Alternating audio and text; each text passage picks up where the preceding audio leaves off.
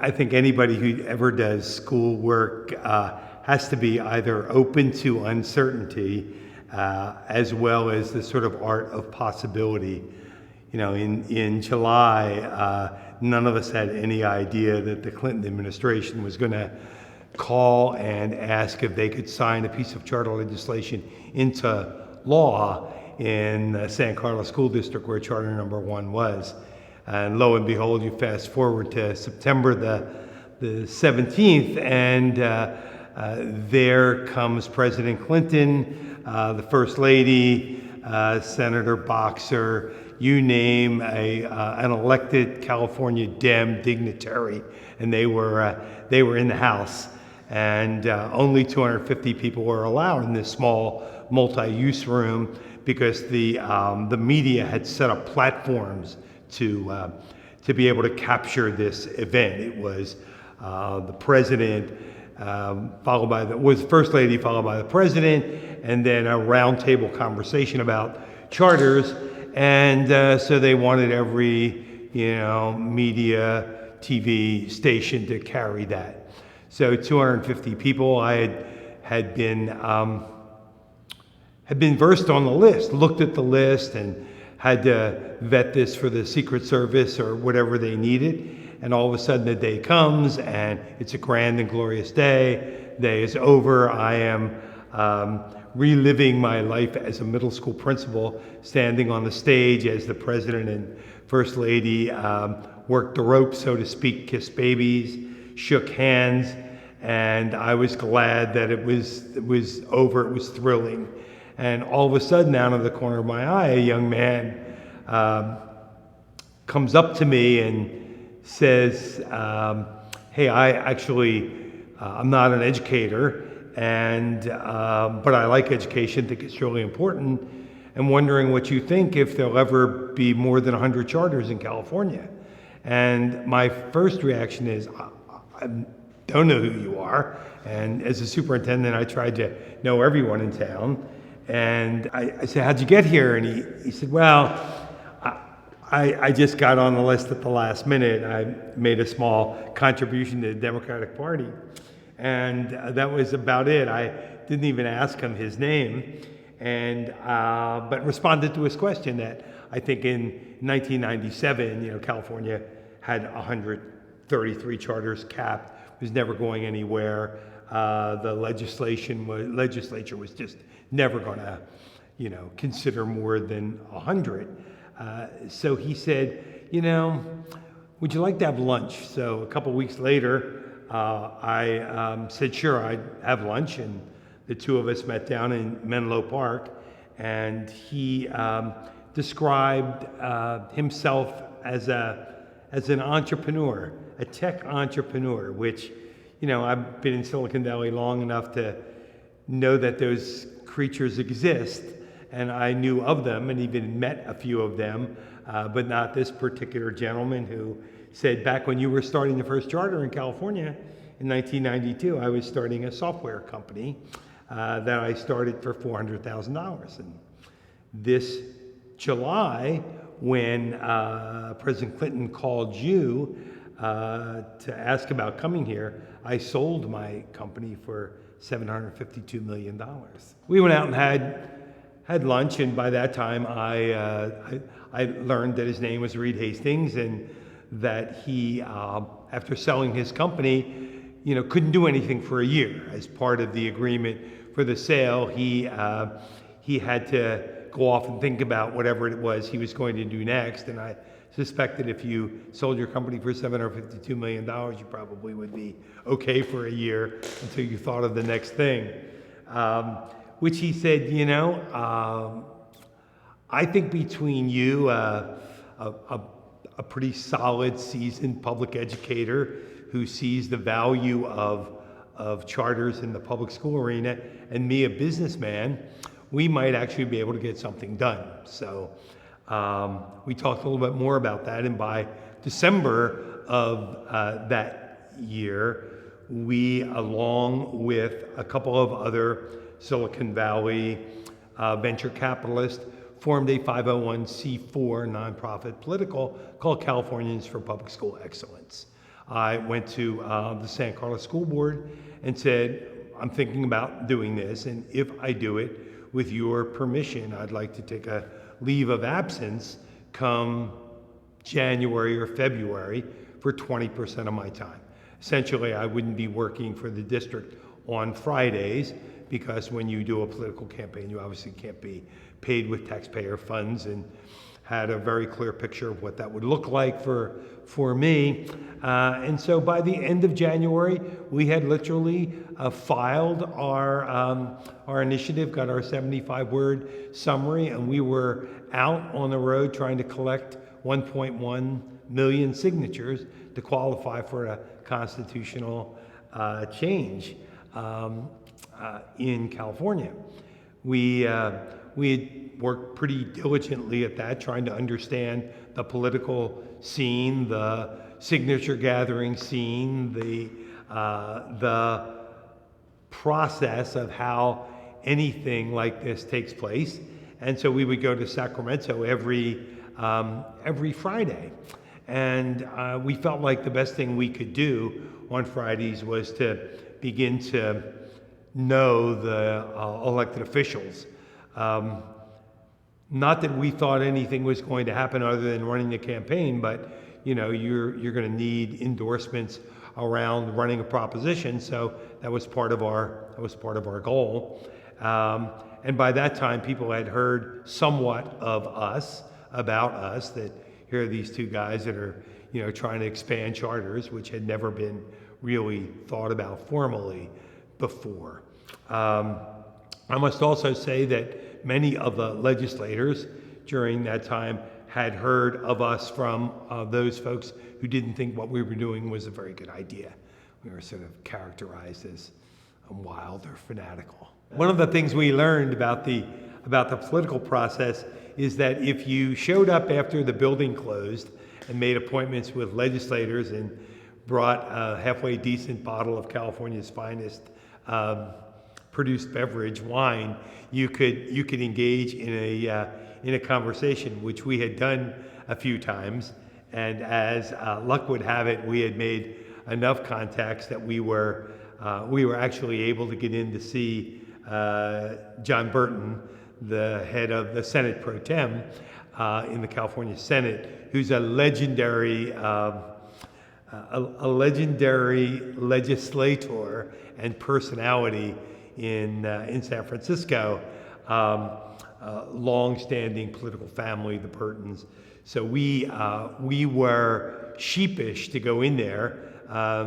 We obviously did bring a bottle of wine with us. We did go in there, and Senator Burton is as close to a Sinatra Rat Pack figure in politics as you would get. We walked in there. His bookcase that was prominent when you walked in had, I think, every great remnant from his political career from the Summer of Love on out. So I found that to be a living museum. Senator Burton looked at us and he said, "You two look normal. Why do I keep hearing that you're the devil in disguise?" And we said, "Well, we don't know why, but we're happy to try to talk you out of that perception." To which Reed began to describe, his work in Silicon Valley. He hadn't proposed his Netflix idea at that time, so he was meeting Senator Burton as, the entrepreneur who had sold pure software for a fair amount of money and was supporting Democrats. And then he looked at me and he said, "You're like a school district superintendent. You can't be that crazy." And I said, "No." And I said, "San Carlos is anything but a crazy place, but it cares a lot about its kids and cares a lot about innovation." And we are walking out the door about an hour later after what we thought was a pretty successful meeting. One, he didn't throw us out, and two, he didn't lace us with his legendary profanity that we hear occasionally happens with Senator Burton. On the way out, he said, "Hey, is that Carlos Club still in San Carlos, and San Carlos doesn't have all that many bar nightclubs. The Carlos Club is fairly legendary. It's across the street from the Caltrain station and is the only karaoke place in town at that time. So, of course, I said it was, and he said, you know, my brothers and I would stop by the Carlos Club on our way back from swimming at some quarry down in San Jose, and it was a great spot. And of course, I probably was underage, but that didn't matter in the Carlos Club. And he said, if it's still around, you know, if they think it's a good idea, I might think it's a good idea as well. So we immediately jumped back in the car and headed for the Carlos Club. We got back about 2 hours later and walked into the Carlos Club, which at the time was family owned, and said, hey, I knew some of the patrons of that club. I think they were probably parents of kids in our schools, and talked to them and said, if I brought you a letter that said what we were doing is a pretty good idea, would you all be willing to sign it and we could send it to Senator Burton? And of course, they all said they would. Early the next week, I brought back a letter that anyone in the bar, including the owner, signed, and we sent it to Senator Burton. And I hope he still has the letter, because whatever it took, he was more than on our side in this effort. Steve Barr is his own force of nature. I first met Steve when he and his dog, Jerry Brown, a chocolate lab that he named after both our former and current governor, Jerry Brown, came to be in a meeting with Reed and me as we were starting this initial campaign on the proposition. Steve had learned of it somehow, some way. He was living in Los Angeles, where he lives now, and we needed some folks in Los Angeles to kind of help. We were Northern Californians, Central Californians, and Steve said, happy to do whatever it takes. Steve had flown up, rented a convertible.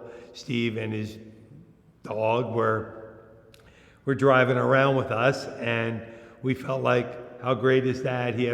He claimed to have credentials and that he helped start MTV's Rock the Vote. That was enough for us. We were looking for anybody and everybody. So Steve decided that he was going to be our voice in Los Angeles to do this work, which he indeed was.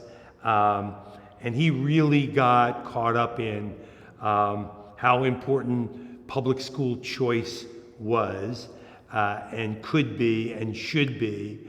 And so once the initiative passed, and once we folded our 501c4 into a 501c3 and birthed Aspire Public Schools, Steve said, I really want to do the same thing and want to create a charter management organization in Los Angeles. And I'm not an educator, I've been to school, but haven't taught school, haven't run schools, but I think I'm pretty good at recruiting. And if you'd be willing to teach me what you know, Steve went with us to get the first charter we got as Aspire up into the Central Valley, and had been about that. He said, I'll make a deal with you. I was doing some work for the Annenberg Foundation in Los Angeles and in Santa Monica, and he said, every time you come down here, I'll pick you up, and I'll drive you around, and I'll drive you back to the airport if you just talk to me about what you're doing. Like, what's a charter look like? How do you create a board? How do you do all of that? And Steve Barr built this amazing organization called Green Dot, and has made a contribution. And I think one of the big contributions Steve made was that he was a strong believer in unionized charters, and had always believed from his background that was an important concept to prove out and did it with this blend of pioneering personality he's got. So no one ever really imagines that a proposition becomes a law. We were completely convinced that the only way to lift the cap in California was to, get the voters to pass this particular proposition. And, come March, we were bound and determined. We had gained the 1.1 million signatures, so we knew we would qualify.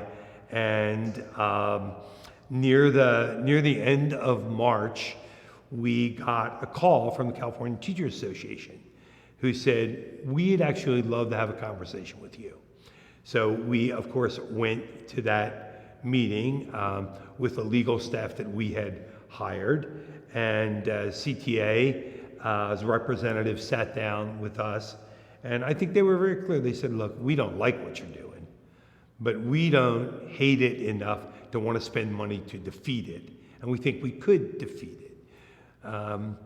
But we really have a proposition we would love to see passed, and we're going to devote a good portion of our time, resources, energy to that. And quite frankly, we're not in love with Governor Wilson's Prop 8 that we would like to see defeated. So that's where we want to focus our time.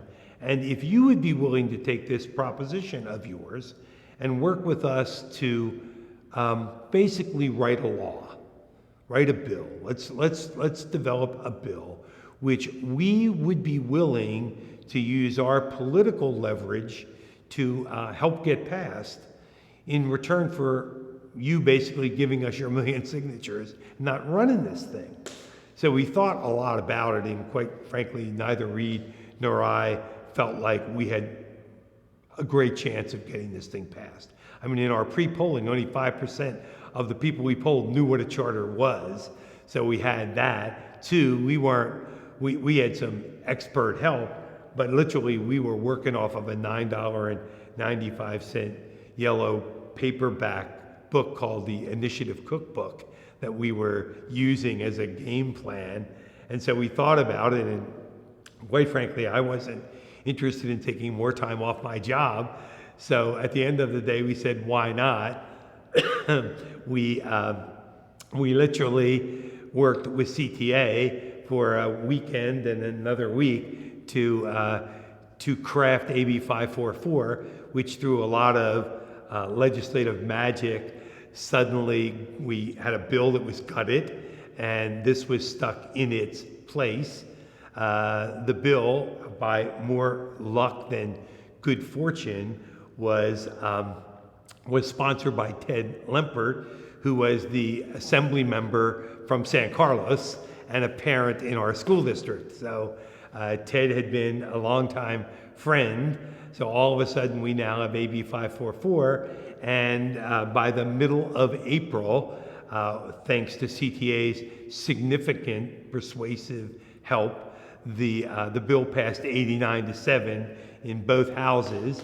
And on May 8 of that year, Governor Wilson came back to the very same spot Bill Clinton was, some 8 months earlier, signed the bill into law. And at that point, we went out to lunch afterwards, Reed and I and the three individuals who we had hired as staffers, and we flipped the C4 to the C3 and birthed what we would say is arguably the first charter management organization in the country, because that particular piece of legislation had a very unique aspect to it, which was that a single board of directors could manage multiple charter schools, thereby allowing for the economy that you get in governance. And there we go. Once we made the decision that we were going to work with the California Teachers Association to create a bill rather than run a proposition, you get into the inevitable negotiations that go on. And there were a couple of things in our particular proposition that CTA found distasteful. And one of those things that was distasteful was that we had in there that you did not have to hold a teacher certification in the same way that all other public schools had. I mean, this was clearly an opportunity to break open and create. We really wanted to create some new teacher prep opportunities that were going on, and CTA was not at all fond of that. So they focused primarily on that, and primarily on the idea of a strong educational program. Like, they wanted to focus on the curriculum and the credentialing. And quite frankly, I think they missed a piece that we saw as incredibly valuable, and that piece that we wanted in and had in the proposition was this idea of a single governing board governing multiple charters.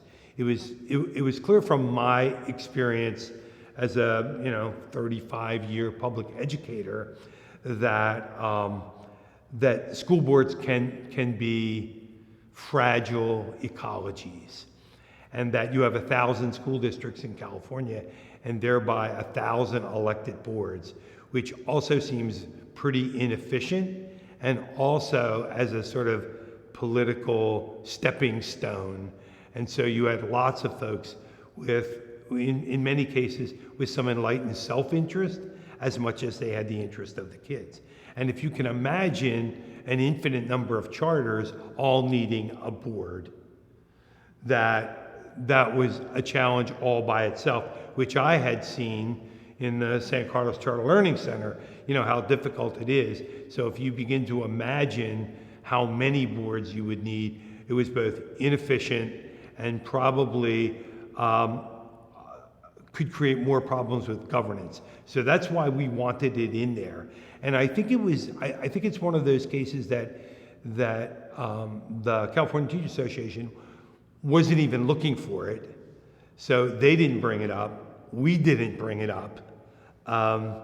And it became key to what you have today. I think if that hadn't been there, the number of charters would have really significantly slowed down. When the Walton Family Foundation called me back in the late 90s, right after the cap had been lifted, AB 544, and they said, you're going to grow this thing. You're going to, grow a no one was even calling it a CMO at the time.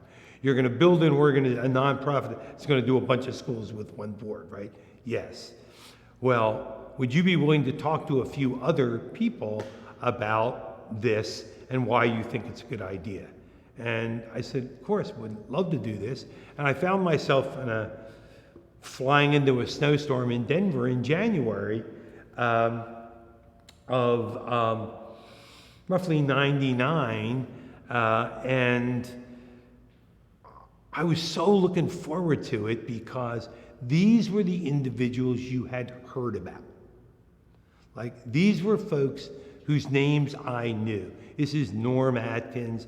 This is Daisha Toll. This is Chris Barbick. These are guys, this is Mike Feinberg and Dave Levin. These are guys who are doing, a great school, whether it's North Star or Yes Prep or KIPP Houston. And, I grew up in Philadelphia, so I was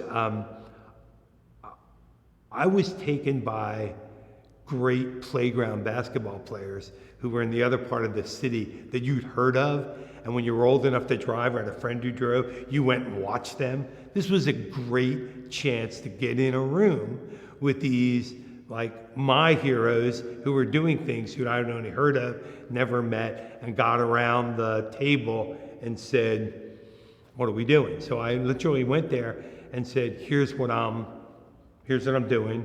Here's why I think we should do it.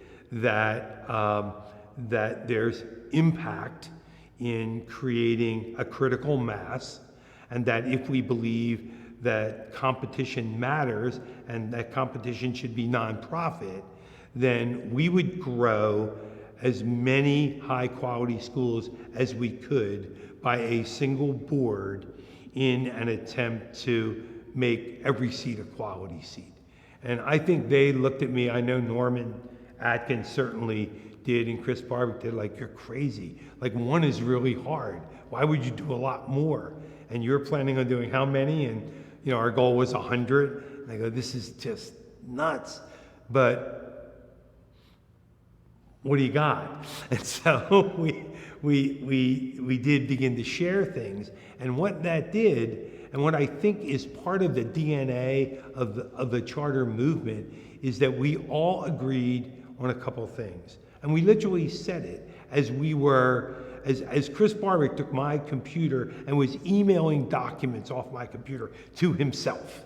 That's sort of the state of the technology. And every form we had, he was sending, or Norman was sending. And during that process, which we literally did in a sort of hotel bar lobby, and we all had said informally there were two things we were going to do. One, we were going to share everything. And two, we weren't going to lie to one another.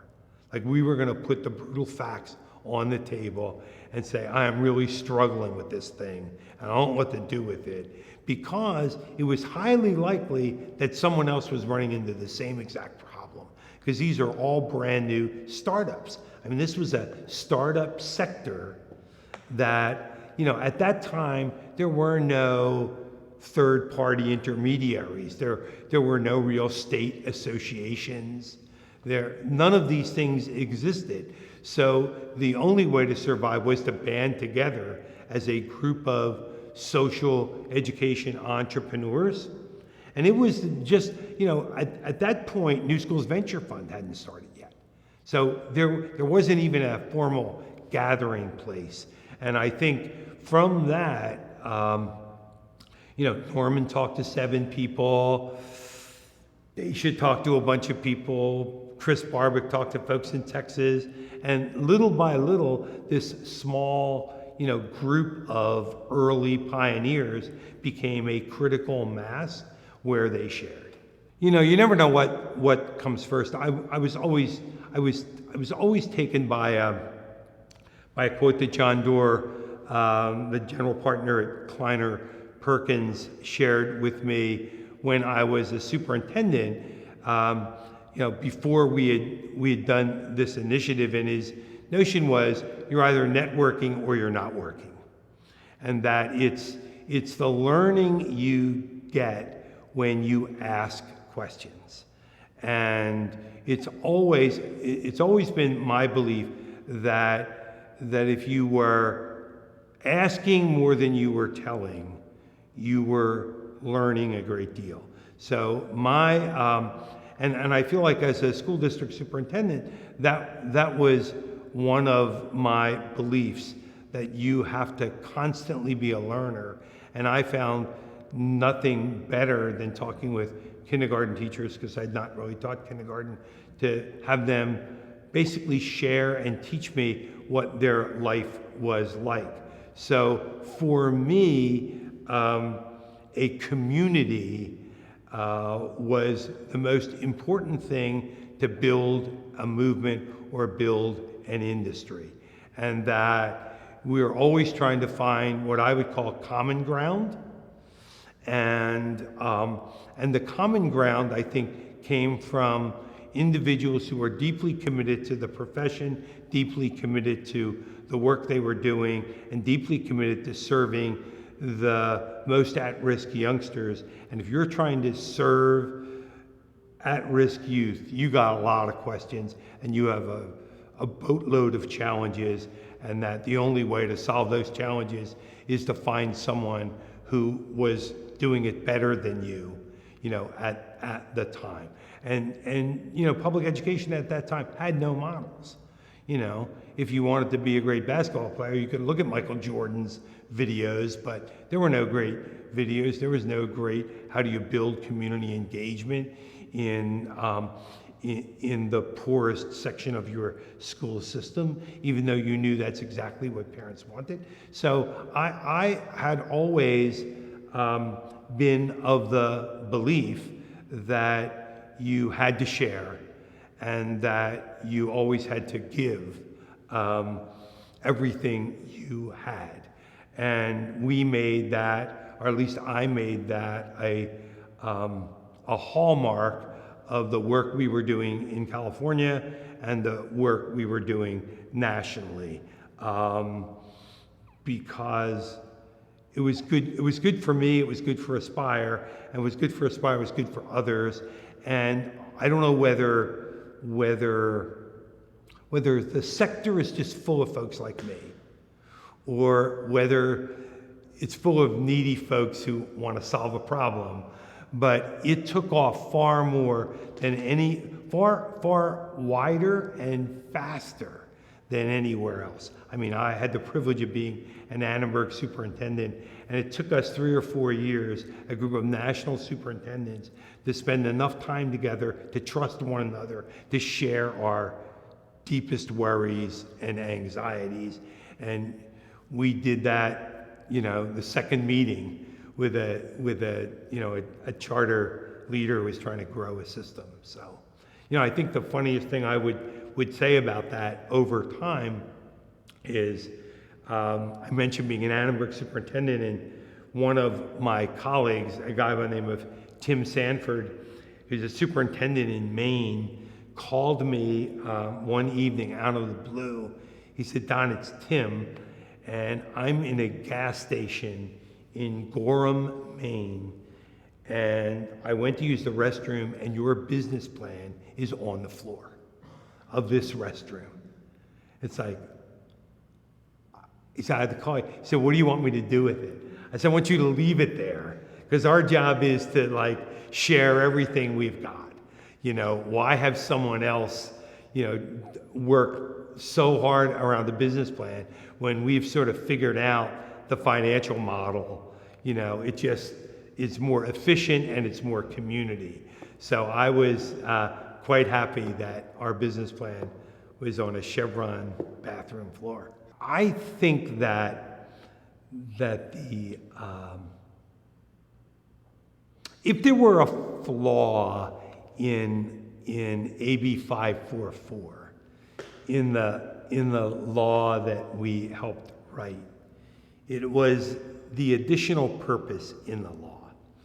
So we had the original purposes from Gary Hart's legislation, and we added this other purpose. And the purpose was to provide vigorous competition in the public school arena. And I think when you say competition, and you literally put it in the legislation, it throws down the gauntlet. It's like, now this is about who's going to do it better. And I literally felt like where we missed the boat is we didn't focus enough on some of the other purposes. And one of the other purposes was to give teachers and community members the opportunity to innovate and to do things that could benefit youngsters who had been less served. So I have to go back to why I think that's so important, and I want to take it back to the fact that maybe it's just how I grew up, but as a middle school principal,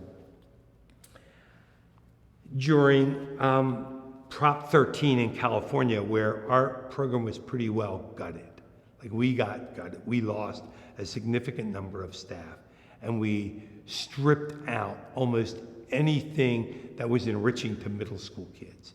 So we went from a full-time shop, metal shop, wood shop program, full-time home ec stuff, to a smattering of things, so that not every youngster could get it.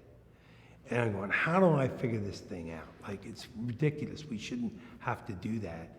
And so my first example of sort of bucking the system about sharing and finding what I would call an unlikely ally was the Catholic school 3 blocks away had no wood shop and no metal shop and no home ec class, but they had typewriters. You can imagine. They had typewriters. And so I talked with the principal of that school and said, you know what? If you'd be willing to have our kids walk down 3 blocks and come to your typing room, we're willing to have some of your kids come up and take wood shop and metal shop. And I realize it's pretty bizarre, and we probably shouldn't tell our district office or your, centralized Catholic control center that we're doing this. What do you think? And we did it. We literally did it, and I think for the kids who got it, it was such a fascinating experience in trying to find common ground. And it was so funny that I would watch, because I want to make sure no one got hurt on the way over, and I would watch the kids at Our Lady of Mercy school. As the boys would walk down, they would take off their blue shirts that they had to wear, and they had like t-shirts with names on it underneath that they would wear when they walked on campus. And you had this very interesting cross-cutting energy that went on. Never forgot the value of that. And I often thought that public school systems have a really, really difficult time doing innovation. And as a school district superintendent and as a deputy superintendent, I would always get leveraged by the most persuasive, influential group of parents that it was hard to say no to. And this is what I mean. They would come and they would go, I think we need a performing arts school. And it would take me about 30 minutes to work up the courage to say, I'll bet your daughter sings, doesn't she?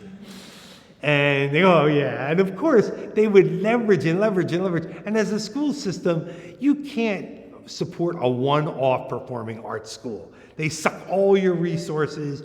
They're like a new baby. They cry. They get on-demand feeding. It creates all this stuff. But I saw the charter space as a way to do innovative things that a district could learn from. And so what I'm beginning to see across the country now 25 years into the space, that you have crossover leaders and you have a desire to do innovative things. So when you think about that, you begin to talk to other people, and those other people are really superintendents, who I think, my own take around this is 100% of superintendents, I would say 55% like the charter idea. About 3% would publicly say it. But they like what's there. They like that the system gets shook up a bit. So you begin to have folks who are willing to be open. So Duncan Klusman is a great example, Superintendent Spring Branch Independent School District. He and his board looked at the data and they said, we do a pretty good job in Spring Branch, but you know what? We are not serving our African American males anywhere near how we want to. And we've tried everything, and we just don't know how to do this.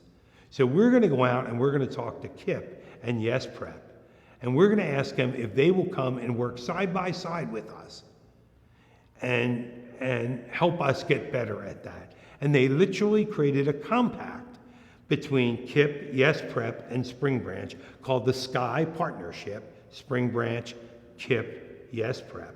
And they have co-located schools where the teachers and the principals have worked for a year to build this, and the performance and the culture of all of those schools is improved. Achievement is going up.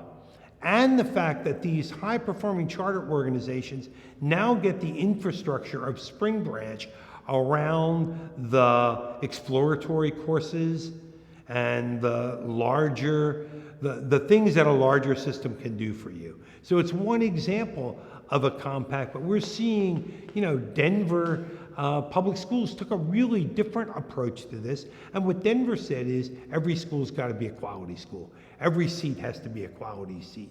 And rather than create competition, we're going to create an opportunity for every time we need to change the leadership or the focus of a school that has not been able to turn itself around.